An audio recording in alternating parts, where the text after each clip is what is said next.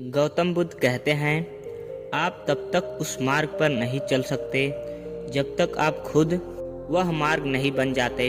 लोग सवाल पूछते हैं, मेरा मन नहीं लग रहा, मैं क्या करूं? मैं मन को शांत करना चाहता हूं, एकांत करना चाहता हूं, मन को साधना चाहता हूं, पर मन कहीं लगता ही नहीं, हमेशा भटकता रहता है। आइए एक कहानी के जरिए हम आपको थोड़ा इसे समझाने की कोशिश करते हैं। एक गुरु अपने शिष्यों को ध्यान साधना सिखा रहे थे। तभी एक शिष्य बोला, हे गुरुदेव, मैं कुछ समझ नहीं पा रहा, क्या मैं आपसे कुछ पूछ सकता हूँ? गुरुजी ने कहा, बिल्कुल पूछ सकते हो। शिष्य ने कहा, जैसे मैं पानी पीता हूँ तो मेरी प्यास बुझ जाती है, या कोई भी पानी पीता है तो उसकी प्यास बुझ जाती है, तो ये ध्यान के संबंध में ऐसा क्यों नहीं होता है? जब हम आपके कहे अनुसार एक जैसा ध्यान करते हैं तो हम में से कोई पहले तो कोई बाद में तो कोई कभी भी ध्यान की स्थिति को प्राप्त कर ही नहीं पाता। ऐसा क्यों होता है? जैसे पानी पीने से सबकी प्यास बुझ जाती है, वैसे ही ध्यान से सबके ज्ञान चक्षु खुल जाने चाहिए, पर ऐसा नहीं होता है। गुरुजी ने कहा, कल किसी ने भोजन पर हमें आमंत्रित किया है, कल तुम मेरे साथ चलना, मैं तुम्हारे प्रश्नों के उत्तर वहीं दूंगा। अगले दिन दोनों गुरु शिष्य भोजन के लिए एक धनी व्यक्ति के घर पर पहुंचे। धनी व्यक्ति की पत्नी ने उन्हें भोजन के लिए आमंत्रित किया था। दोनों भोजन करने बैठ गए। उन्हीं के साथ उस स्त्री का पति भी भोजन करने बैठा हुआ था। उसने अपने सभी नौकरों पर चिल्लाकर कहा कि ये क्या बेकार सा भोजन बना रखा है, इसमें कोई स्वाद ही नहीं है। वो भोजन की थाली फेंककर नौकरों से कहता है कि जाओ और दोबारा ढंग का भोजन बनाकर लाओ। धनी व्यक्ति की पत्नी उन दोनों गुरु शिष्य से क्षमा मांगकर भोजन परोसने लगी। दोनों ने भोजन किया। गुरु ने अपनी थाली में 2 रोटी छोड़ दी। गुरु ने उस स्त्री से कहा कि बेटी, क्या तुम मुझे ये 2 रोटी बांध कर दे सकती हो? स्त्री ने उन रोटियों को बांध कर दे दिया। उसके बाद दोनों वहां से निकल गए। रास्ते में गुरुजी ने शिष्य से पूछा कि तुम्हें भोजन कैसा लगा? शिष्य ने कहा, भोजन तो अति स्वादिष्ट था, मुझे पसंद आया, मुझे भोजन करके बहुत अच्छा लगा। गुरु ने कहा, इससे अधिक तुम्हें और कुछ नहीं लगा? शिष्य ने कहा, इससे अच्छा और क्या लग सकता है गुरुदेव? मेरी भूख मिट गई, मेरा पेट भर गया। गुरुजी ने कहा, भोजन तो अच्छा था, फिर उस स्त्री के पति को भोजन पसंद क्यों नहीं आया? भोजन तो अच्छा बना था ना, भोजन तो एक ही था, तब उसे पसंद क्यों नहीं आया? शिष्य ने कहा, आप ठीक कहते हैं गुरुदेव, मैं तो कुछ समझ ही नहीं पा रहा हूँ, आप ही कुछ बताइए। गुरुजी ने कहा, अभी तुम मेरे साथ आगे चलते रहो। गुरु शिष्य चलते चलते बहुत दूर निकल आए। शिष्य ने गुरुजी से कहा, गुरुदेव, हम हमारे आश्रम के मार्ग पर तो नहीं हैं, फिर हम कहाँ जा रहे हैं? गुरु ने कहा, बस चलते रहो। बहुत दूर चलने के बाद एक फटे हाल व्यक्ति गुरुजी के सामने आ गया और उनके चरणों में गिर गया और बोला, हे परमात्मा, मेरी मदद करो, मैं 3 दिन से भूखा हूँ, मैंने कुछ भी नहीं खाया है, आप कृपया कर मुझे कुछ खाने को दें। गुरुजी ने उस व्यक्ति को एक पेड़ के नीचे बिठाया और उन 2 रोटियों को निकाल कर दिया जो उस स्त्री ने उन्हें बांध कर दी थी। रोटियों को देखते ही उस गरीब व्यक्ति के आंखों में चमक आ गई। उसने तुरंत उन रोटियों को लेकर खा लिया। खाते समय उस व्यक्ति की आंखों से आंसू निकल रहे थे। वह रो रहा था और खाता जा रहा था और हाथों से इशारे कर रहा था, जैसे वह किसी अदृश्य शक्ति को कह रहा हो कि तेरा धन्यवाद इस रोटी के लिए। खाने के बाद उसने गुरुजी को प्रणाम किया और धन्यवाद कहा। गुरुजी ने उस व्यक्ति से पूछा कि भोजन का स्वाद कैसा था? उसने कहा, स्वाद तो कहीं था ही नहीं, वह केवल जीवन था। परमात्मा, और ईश्वर था, ये रोटियां नहीं थी, ये तो साक्षात जीवन था। यह कहकर वह व्यक्ति वहां से चला जाता है। गुरु ने शिष्य से कहा, देखो भोजन वही था, लेकिन एक व्यक्ति को उसमें स्वाद नहीं आता है। तुम्हें इसमें स्वाद आया, तुम्हें भोजन पसंद आता है, लेकिन वही एक व्यक्ति को इस भोजन में स्वाद नहीं आता, बल्कि वो इसमें ईश्वर, परमेश्वर और जीवन को देख लेता है। इसी से पता चलता है कि व्यक्ति और भोजन की तृप्ति में भी अंतर है। पहले व्यक्ति की इसमें कोई तृप्ति नहीं होती, तुम्हें थोड़ी तृप्ति होती है, और इस व्यक्ति को अनंत तृप्ति होती है। ऐसे ही ध्यान के संबंध में होता है। जिसको जितनी ज्यादा प्यास होती है वह उतनी ही जल्दी मार्ग बना लेता है। उस शिष्य की जिज्ञासा का समाधान हो गया था, उसके प्रश्नों का उत्तर उसे मिल गया था, लेकिन हमें हमारे प्रश्नों का उत्तर नहीं मिला। प्रश्न था, मन क्यों नहीं लगता? दोस्तों, जो लग जाए वो मन नहीं है। मन का स्वभाव भागना ही है। जब हमारे पास कोई चीज अत्यधिक होती है तब मन उससे भागने लगता है।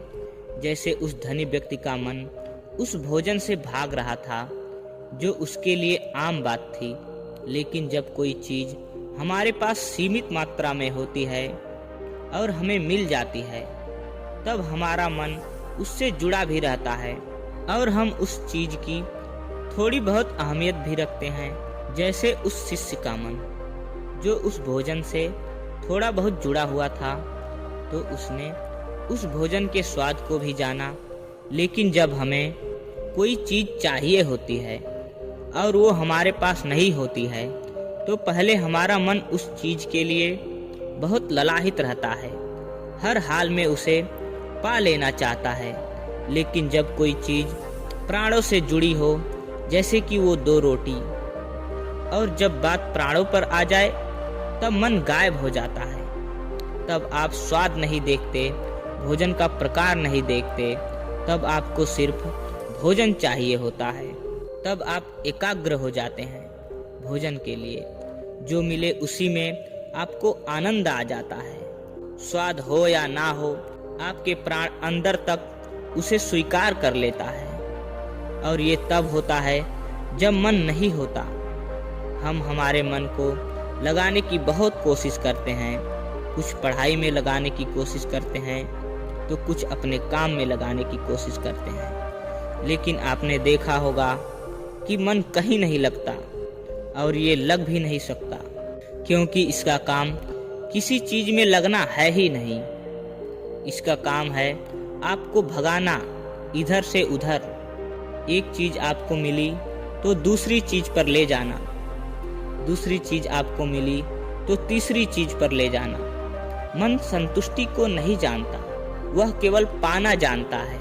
पाने के बाद भूल जाना जानता है। जो मिल गया उसे छोड़ देने की आदत होती है, जो छूट गया उसे फिर पा लेने की आदत मन की होती है। अपनी जिंदगी के पिछले हिस्सों को देखें और जानें कि क्या आपका मन कहीं लगा है, कहीं रुका है, या वो केवल आपको अभी तक भगा रहा है।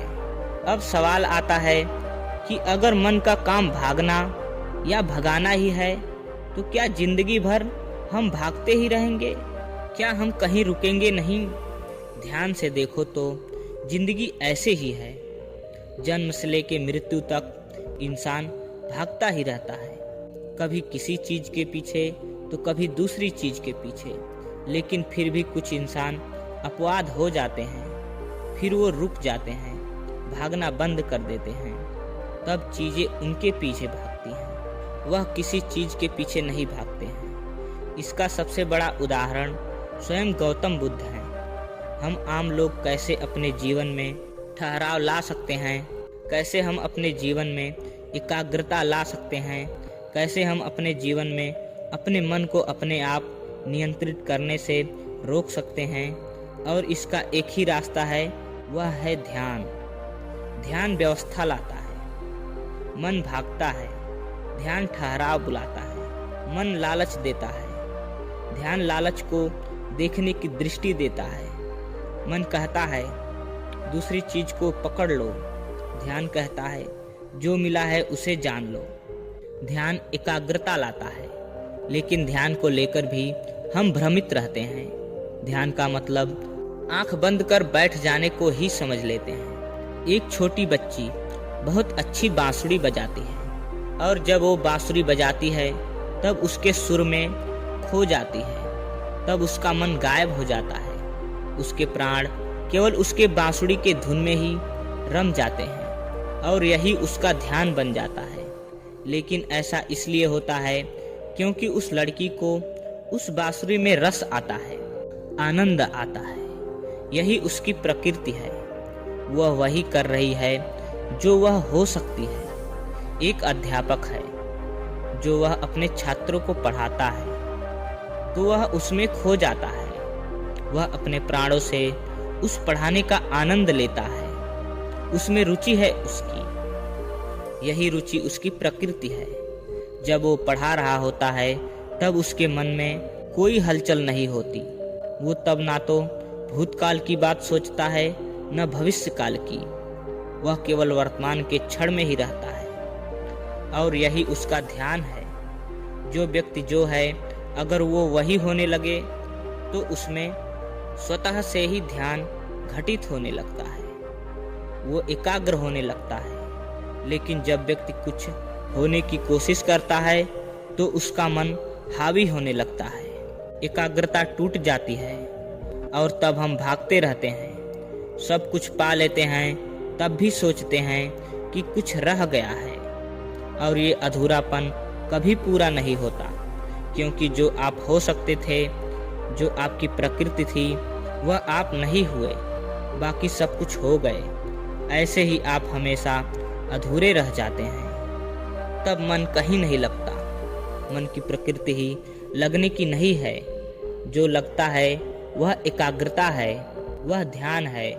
और जहाँ आपको एकाग्रता मिल जाए, समझ लेना वही आपके लिए बना है, जिस पर चलकर आप संपूर्ण हो सकते हैं। दोस्तों, आपने क्या सीखा कमेंट में ज़रूर बताइएगा। वीडियो पसंद आई हो तो लाइक ज़रूर कीजिए, और ऐसे ही ज्ञानवर्धक वीडियो पाने के लिए हमारे चैनल को सब्सक्राइब कीजिए। मिलते हैं एक और नई कहानी के साथ। तब तक के लिए जय हिंद, वंदे मातरम।